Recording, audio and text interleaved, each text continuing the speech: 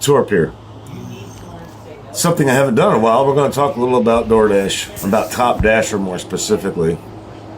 May or may not include all these diamond programs and all these programs that make you believe something magical is going to happen if you can achieve that goal. Where I'm going with this is real simple. You've watched every single person that there is to watch in the last year and a half or more about how the programs work, how DoorDash works, how to accept orders, how to know your market. You know, all the things you guys already know. I won't waste your time. Here's what I want to know, which nobody's explained to me yet. So maybe I can explain it to you the way I see it, because nobody's changed my mind yet. Top Dasher itself. You get rewarded with your acceptance rate. Currently it's 70% across the board. Other people are chiming in. They're getting it regardless. Cool. And I don't mean like cool in a weird way. I mean like cool. I've had weird things happen to me on DoorDash in the last 3 years. I'm not going to argue the logic that shit happens. What I don't understand is why Top Dasher has anything whatsoever to do with the acceptance rate. Why doesn't Top Dasher have something to do with your customer rating? Now, I know that subject has been preached before. I get that. I'm going to add something to it. If DoorDash's customer were so important to them, you know, the repeat business that DoorDash gets because the driver does well, it seems to me that DoorDash would be supporting the drivers that do well and keep their customers coming back to pay those fees. Do you feel me? Because DoorDash is not worried about our tip. They're worried about their fee. And when they repeat that fee, the drivers that are making that fee repeat itself should be Top Dashers. Somebody that can say, hey, your customers keep coming back because of me. Your customers, DoorDash, are coming back because of us drivers that are doing a good job for ourselves. We work for ourselves. You are a partner of ours. We work together. And when you allow it, DoorDash, in perfect harmony. So again, I ask, why in the world would you not have a driver that has a great customer rating, against all odds sometimes, by the way, because some people are just pissy, and you have, even without the reset of the completion rate, let's get beyond that, another freebie. I'm not talking about that. Let's say you kept the 95 to 100 for the last 3 years like I did. Those guys, you know, those guys. What if, just say, for example, you average one contract violation every summer, which seems to be a thing amongst most people. Most people will say that's a theme. For some reason, you get these contract violations in the summer, mostly. Videos I've seen, my experience as well. One a year. One was my fault, one wasn't. If I'm not going to keep it real, I might as well just go over there to Eli and ask him how to live my life and beg for him to be my coach.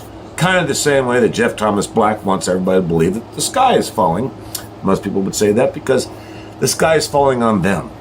And they want everybody to enjoy the sky falling on them because, as we all know, misery loves company. That's for another day, apparently. Please vote on my poll tonight. Vote on my poll. I put a poll out. So getting back to the point, why is it that the driver's performance is not what matters? The performance has a 2/3 to do with staying active on the platform. It has nothing to do with being Top Dasher, though, does it? Why is your performance second priority to your acceptance rate? Let me ask you this, DoorDash, or anybody out there that believes Top Dasher for the win. Let me ask you something. Say I had a 100% acceptance rate. Do you really think that DoorDash would fuck me up if I had a 100% acceptance rate and yet I had like a fucking 4.80 customer rating? They would ignore the fact that I'm pissing off a lot of customers.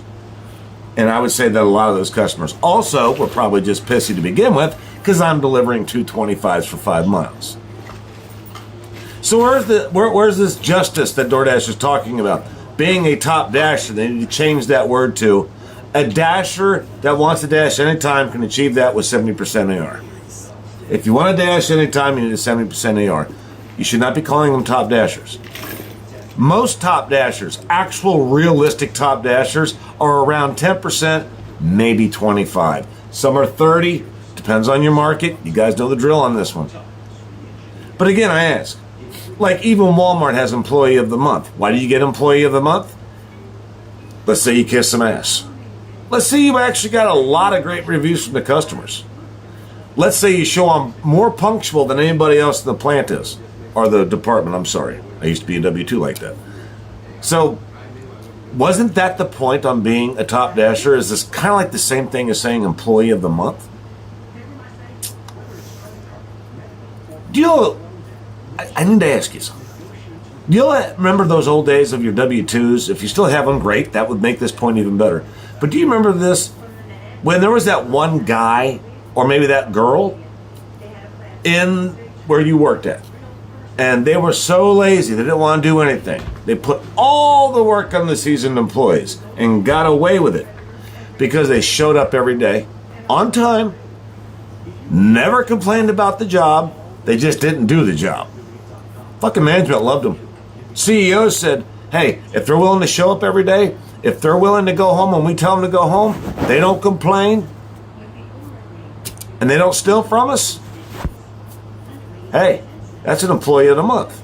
That's that mentality that fucked up the W-2 field a long time ago for me. The guys that really made the money for the company got shit on. In my opinion, that's the top dasher.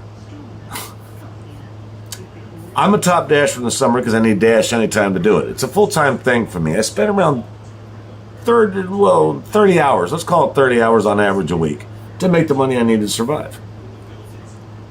I do that fluently, like it's my job, pardon the pun. My question again though, why in the fuck would you promote something that has nothing to do with customer satisfaction? Something called Top Dasher. Top Dasher does not support customer satisfaction. It supports orders being picked up. You might ask yourself this though. I had to ask myself this. Oh, no, wait a minute. If that becomes a repeat customer because they know that they can pay only $2.25 DoorDash and the customer pays no tip, the customer's going to come back. Sure, the customer will come back. But how many times are you going to see these promos from DoorDash saying, please invite a friend, we are desperate for drivers? Why is that? Because it's finally fucking turned. The drivers are now on YouTube. I would say when I got here, it was about 10% of the drivers out there for DoorDash were on YouTube figuring out how this shit actually worked. Now I'd say it's a good 30% of them. My point is it's growing, and it's growing fast.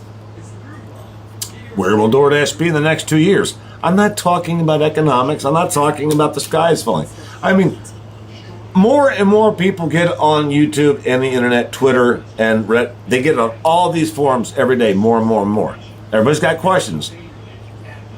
I still run into people now that think that you have to take every order that you get or they're going to deactivate you. DoorDash does not make it clear to new drivers. They don't want it to be clear. If they can get 5 orders out of one driver for $2.25, that's probably $1 million in their pocket at the end of the year, from the beginning to the end. They don't give a fuck. I mean, if 1 million drivers do that, they just banked. That's a short-term answer to a long-term problem, though, isn't it? When are you going to start rewarding drivers for actually taking care of the customers? How many people have you seen talk about this? I've seen it. I've talked about it. My instructions. Please do not leave by the dumpster. Please do not leave at the front of the apartment complex. Please bring it on the door. I'm on the first level, second door on the left. You can just tell by those instructions that these people are just dropping that shit off anywhere. DoorDash will deactivate them at some point, but DoorDash doesn't care. It didn't cost them a dime. The customer's still going to come back, so I'll get another driver next time. Here's my problem with that. You ever heard of word of mouth? Say, look, there's a lot of good drivers out there. They're way better than Uber Eats drivers are. And if that was to ever happen, I believe it would be because DoorDash was supporting its top dashers. Not the 70% ARs, but the ones with the high customer ratings. The ones that communicate organically and actually make the customer happy because we got a fair tip. We know that customer's coming back, and most of us know that if you keep on getting repeat business to the same apartment, the same house, the same trailer, the same business, that means you're the reason why they got repeat business. That's a top dasher. A top dasher is a repeat business maker. That is a money maker for DoorDash. That's what DoorDash should be considering a top dasher. Those are the ones that should be getting these so-called perks. A perk shouldn't be because I accepted everything that you wanted me to accept. I'm the king of DoorDash. I get to go on YouTube and tell everybody I'm top dasher. Why? Well, I can't find an apartment. I don't know where to drop anything off at. My car keeps on breaking down. I don't have the patience to be above 85 completion rate before the 90 reset. All those things, but I accept every order they tell me to take. That's your top dasher currently. Congratulations, DoorDash. What a way to make a business model suck. You need to go find a guy named Eli out there in fucking California. I think he's got a better business model than you do. At least his is funny. What you're doing is taking millions of drivers off the road that did a great job because they didn't accept all the garbage. And what I mean by garbage is not that 225 wouldn't actually help somebody.